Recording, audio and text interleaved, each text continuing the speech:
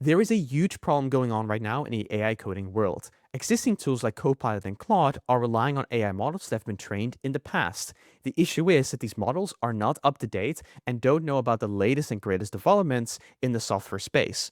But today I want to present a solution to you because you can actually use the Context7 MCP server to pull in the latest documentation for any software development kit or framework that you're working with. This ensures that you can actually innovate and build new, up to date products with AI coding tools, even if the models have been trained in the past. To prove how powerful Context7 can be, we're going to be creating a new MCP server from scratch today, and we're going to be building an MCP server that will allow me to ask questions about my YouTube channel to any AI tool. Now, the reason why I chose this use case is because MCP is a technology that's continuously changing. To prove that, I can show you my browser right now, and you can see that the latest version at the time of recording is version 1.11, specifically for the Python software development kit of Model Context Protocol. But if I scroll down, you'll actually see that every couple of weeks, new releases are made. And these are not small releases. In this case, version 1.10 implements a bunch of changes in multiple specifications. The problem here is that the AI code tools that you're working with today are using models that have been trained in the past. For example, months before this release was created. This means that these AI code tools will often hallucinate and make up facts about the library. It will try to call functions that maybe don't exist anymore or is using completely different parameters than it should be using. And this is why you need to pass the latest documentation of Model Context Protocol to ensure that these AI code models actually know what they're doing. And there's a manual approach to this, right? I could just go to the Model Context Protocol documentation and then just copy a bunch of pages and paste them into my prompt. But that doesn't scale at all, and I don't even know what pages I need to build my new MCP server. So that is why you can use Context7 to actually immediately pull in the right documentation and keep your AI code editors aware of the latest changes of whatever framework you're using. So let's go ahead and install Context7 in Visual Studio Code.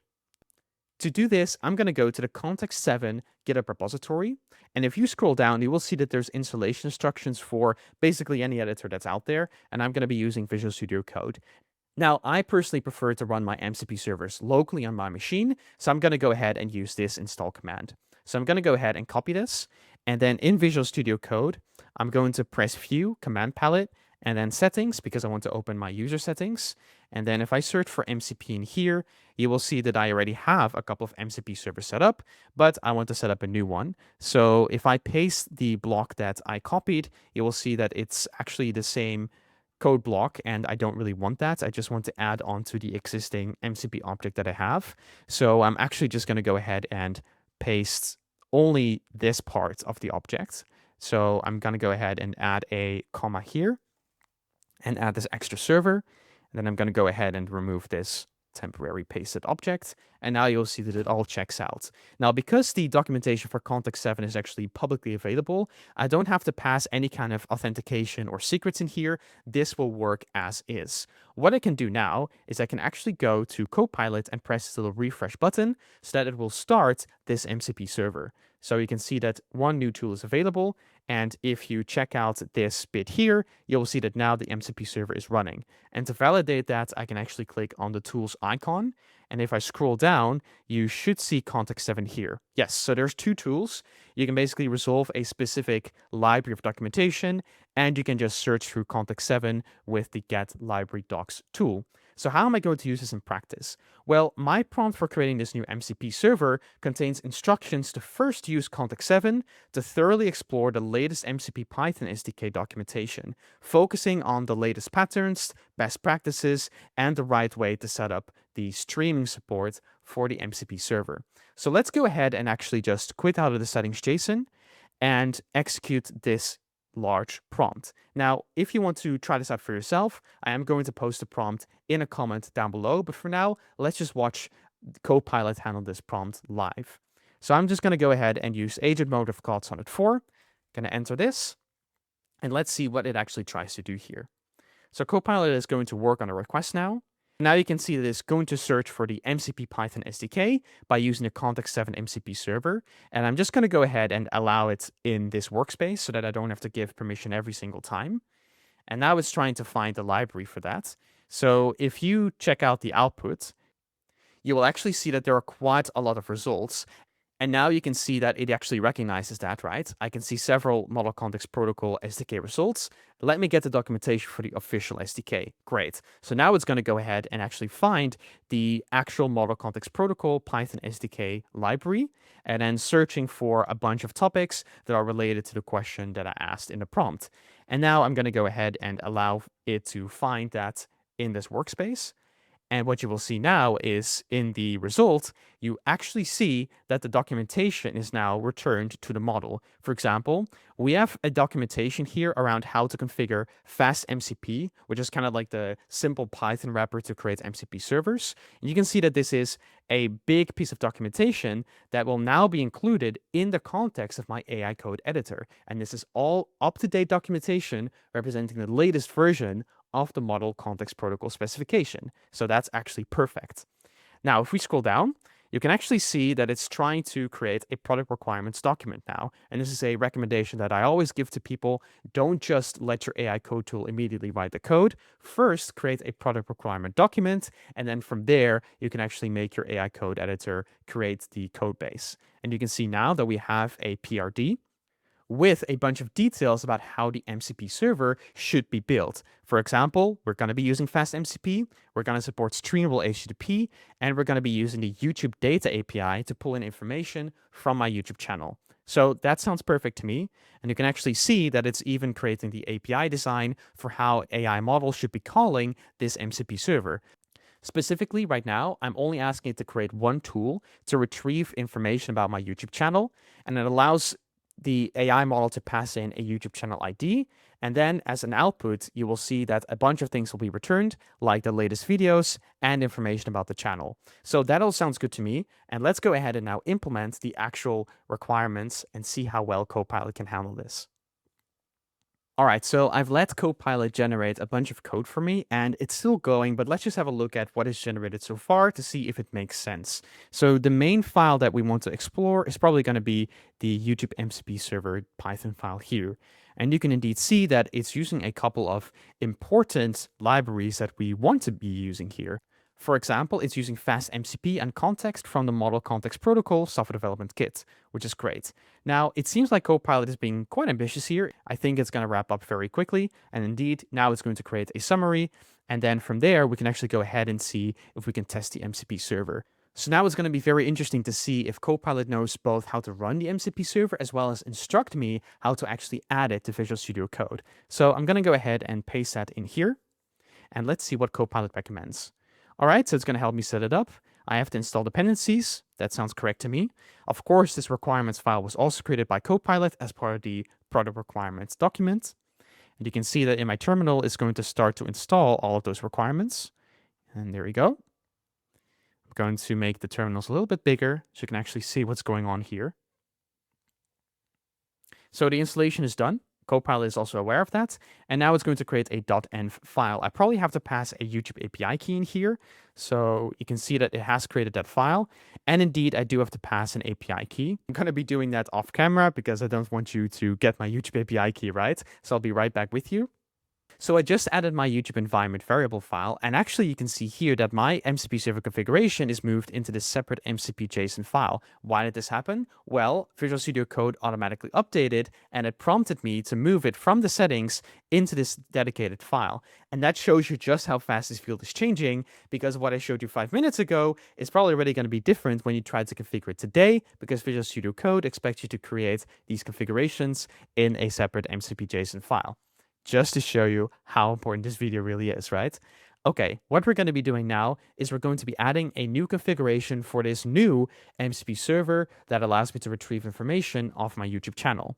So what I'm going to be doing here is I'm going to be adding the YouTube MCP server Python file into a new Copilot chat so that it has full context of how this MCP server works. And of course, this chat has access to the MCP JSON file. And then I'm going to say, I want you to add a config for the new YouTube MCP server, which is HTTP based, not standard input output. Use Context7 to ensure you find the right information on how to add a Visual Studio Code MCP server. because I just want to show you again that this is also a great use case for using Context7. It's also the right way to configure services, right? Because you pull in the latest documentation and clearly things are changing very fast, as is evident by the fact that I had to move everything into a separate MCP JSON file just 2 minutes ago. And now you can see that with get library docs, it actually found the Visual Studio Code docs, and it understands that it needs to use the type HTTP with the right URL. All right, so now it has added that configuration, and it just explains how it works. That's all fine. We're going to go ahead and keep that change and see if it actually works. I don't really know if I need to include this header because this YouTube API key is already an environment variable. I'm just going to actually remove this. Now, in this case, because that's the type of MCP server I created, Visual Studio Code will not actually start up this server automatically. It assumes it's already running on port 3000 and it will just try to connect to it. This means that in this case, I'm going to have to start the server myself. So now that I've added the MCP server to my configuration, in this case, I have to start it manually. So I'm going to go ahead and type in Python YouTube _MCP server.py, and it will start just like that. Now, actually, this is a little bit weird. I'm seeing here that it's logging that it's supposed to be starting on port 3000, and that is actually the port that we added to the MCP configuration just before. But then if you look here at the bottom, it's actually running the server on port 8000. So let's actually check our Python code to see where it's setting the ports. And if I look for 3000, you can indeed see that it's trying to set a port variable here, but that variable doesn't seem to be passed onto the MCP run command directly. I think the code here is implying that this port environment variable should be listened to instead of it just using the port 8000 by default. But clearly that's not really working. So something here is not quite right. I'm personally not really too particular on it running on port 3000. I think it's fine if it runs on port 8000, to be honest. So in this case, what I'm actually going to do is get rid of this code and just let it run on port 8000.